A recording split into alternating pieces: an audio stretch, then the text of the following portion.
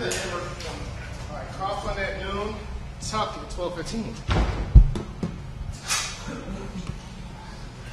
Good. Sure. Who'd like to start it off? Chet? Oh, okay. I want to ask about Kirk. He had the 3 turnovers in the previous game, and yesterday he seemed to play a more conservative game. Didn't have any downfield completions. Is that a matter of just an overcorrection, and then I assume quarterbacks have a tendency to do that. You want to learn from your mistakes from the previous game. Was he maybe even a bit more conservative than you would have wanted? No, I don't think so. I thought we had a pretty good ratio, probably a ratio that is pretty consistent with what we've done with run pass.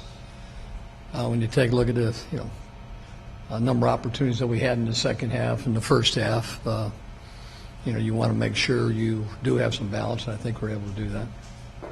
Not running pass, but as far as going downfield versus short passes. Well, it all depends on what you're doing with the coverage. Coverage always dictates if you're going to go downfield or not.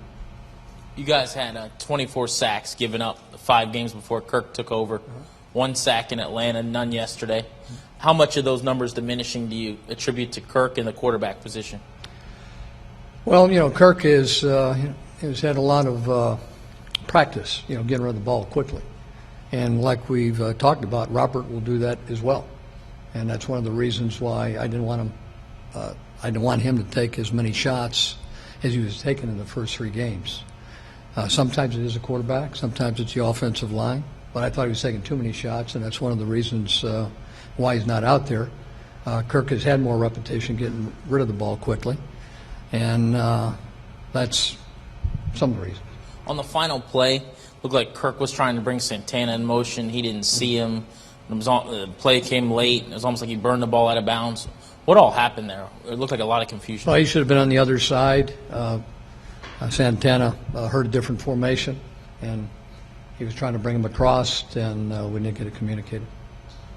The field conditions yesterday in the rain weren't very good. I know you guys have had discussions about that in the past. Is there anything that can be done, and how much of an effect was that on the game?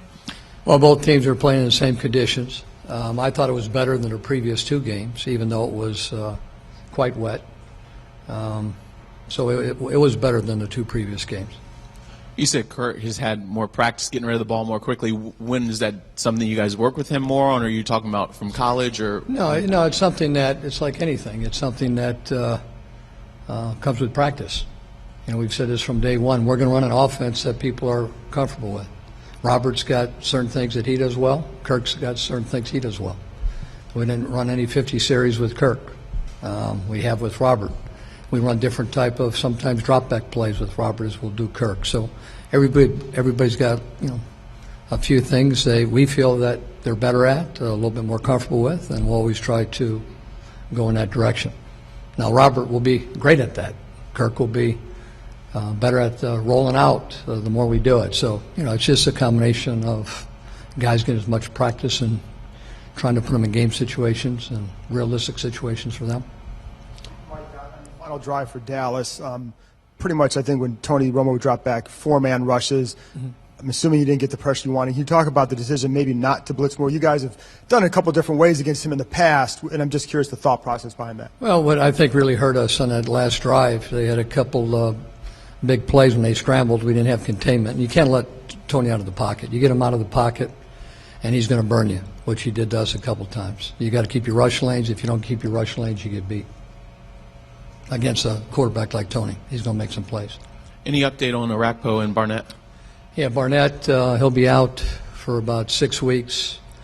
MCL, right now they don't believe it requires surgery, but Compton will come up in his spot, and we have not put somebody in Jordan's spot yet. And we'll do that on Wednesday. Yeah, third degree tear. Rack is groin. Day to day, we'll get a better feel on Wednesday. Obviously, losing is more taxing and exhausting on everybody in the organization than winning. How draining has this been? You know, even though the last couple of games have been 1-point losses, you've now got 7 in a row, and it's almost a sense of just one more, and then you can start to focus on where the franchise is headed after that. Well, it's always tough to lose. We felt like we had the game under control. I had by 9 points, and they find a way to get a field goal and a touchdown, and we got a chance with 5 minutes left to get a first down. We couldn't keep our drive going, so it's always disappointing when you don't close out a game, especially against a division rival. And we had our opportunities in the game, and it was really disappointing we didn't take advantage of it. Tough loss by everybody.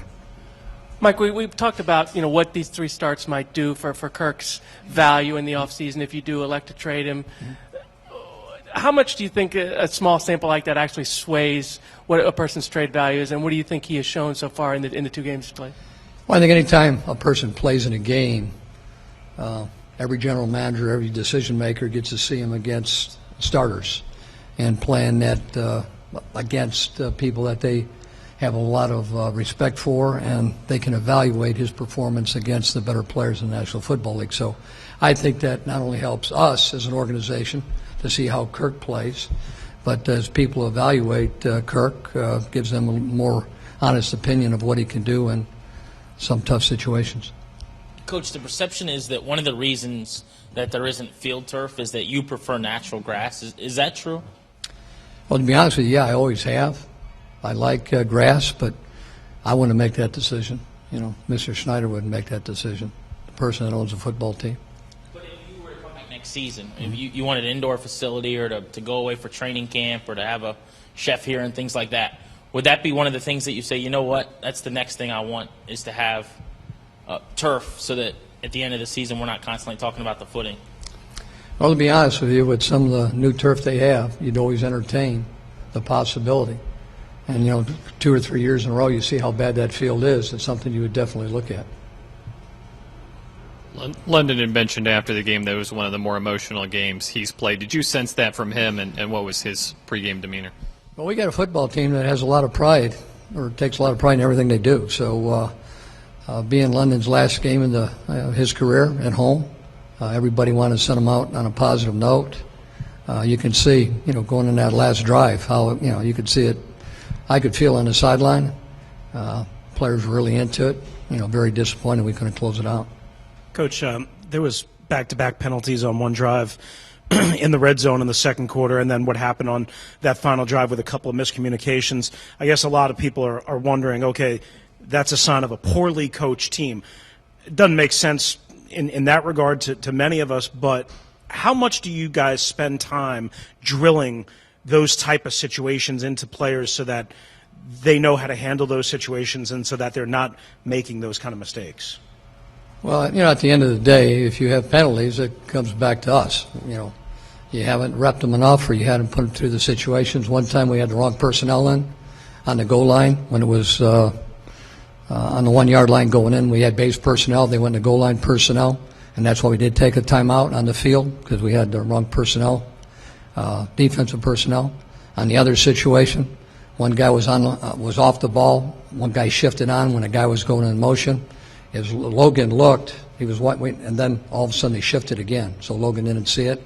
So you're always hoping to pick those things up. If you don't, it always goes back to us and our preparation for it. So I'll take full responsibility for that. On that play with the illegal shift, looked like you were running down the sideline trying to get somebody's attention. Were you trying to call a timeout, or what was going on there? God, I run down the sideline so many times I can't remember what I was saying on that one. But no, that was a lot of times I try to get their attention because I'm communicating the headset, and it might be a defense that we're seeing, how many timeouts we have in the game. I can't remember exactly what the situation was there. Going back to the timeouts, the one that you guys took, I think it was the 2:16 mark. Is that what you're talking about? That you had the wrong? About the 155 mark. Yeah, when he got down inside the 40, Yeah. was that the personnel? Yeah, we had our base defense in, and they went to goal line, and we had a number wrong, and they were in goal line personnel. So I'm glad we called the timeout because it kept them out of the end zone, and then we get it back. It was 4th and 10, and it should have been 4th and 12 and a half, but that's another story. You looking at that film, huh? Yes. Good job. Today, because did you talk to them about that? Did you? No, it's just it's just a mistake. You've said a number of times, obviously, you and Dan will meet at the end of the season. You'll present your various thoughts on and then he gets to decide where to go from there. Do you expect that all to be resolved quickly? I would assume that it's in everyone's best interest that it doesn't get dragged out. I mean, are you thinking a number of days after the season, or? I'm sure it will, but you'll have to ask Dan to make sure. I can't answer that. Mike, on the punt return in the first quarter yesterday, when you went back and watched it on film, were you as convinced as you were yesterday that it was indeed a clip on Trenton Robinson? And what did you think of Niles? Should he have ultimately? Well, most of you guys told me it was. I saw it very quickly up in the score. Yeah, there's no question it was, but hey, we still got to make someone else that still has to make the play. So yeah, they missed one there, but they'll miss them on our side as well. Your position all along pretty much is you're going to play the best players and not going to play young players just to see what they can do. Does that sort of remain your approach in the last game of the season, even with two teams that neither one is in playoff contention? Yeah, still my same. You got to earn the right to play. And, if it's really close or somebody has played a little bit better, regardless of who that person is, we'll get a chance to play. It just with changing up the practice schedule this week, will that change what you're able to do as far as being out on the field? No, it's the same thing.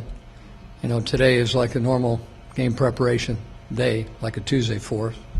Tomorrow will be like a Wednesday. And then what we'll do is Wednesday, Christmas Day, will be their day off. So get a chance to spend some time with the kids and their family. And more importantly, you guys don't have to come in.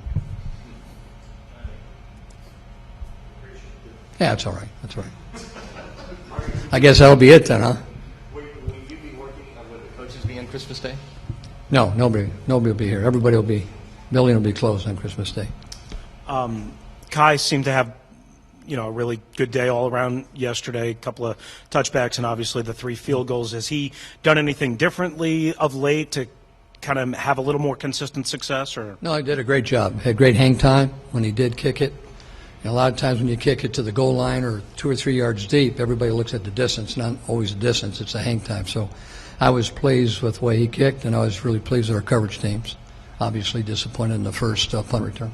Coach, I get your answer that you use a bunch about having to talk to Dan at the end of the year, but just for you personally, has your passion for wanting to be here changed at all over the last 5 weeks? No, I've told you from day one. I love these guys, and we've been working extremely hard to put this thing together. And we've had a couple bumps, which we all know, with the salary cap. But I'm looking forward to building this football team. But like I said, it's a situation. I'll get a chance to sit down with Dan at the end of the season. We'll go from there. Okay? Thanks.